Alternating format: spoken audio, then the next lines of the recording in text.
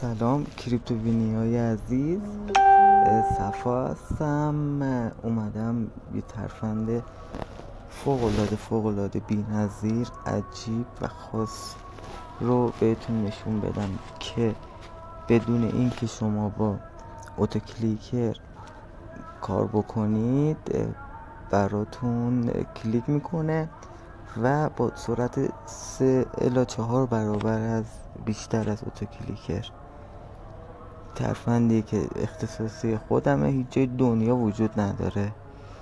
حالا بهتون نشون میدم ببینید که به چه صورته.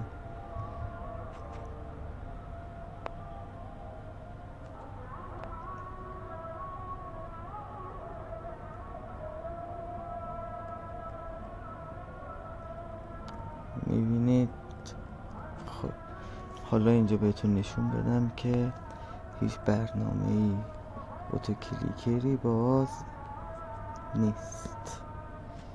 خب دوباره میریم که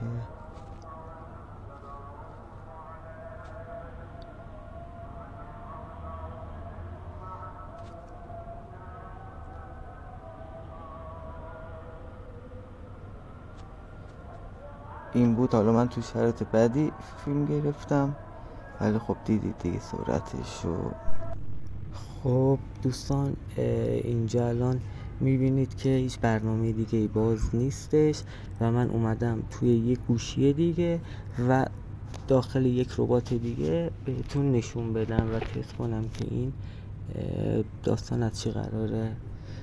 میبینید که سرعتش مشخصه، روش بسیار خاصیه، یاد بگیرید عالی میشه و اینکه بعد متوجه میشید دیگه.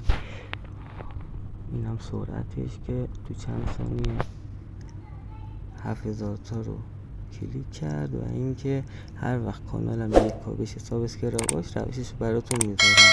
با ما پیروز باشید.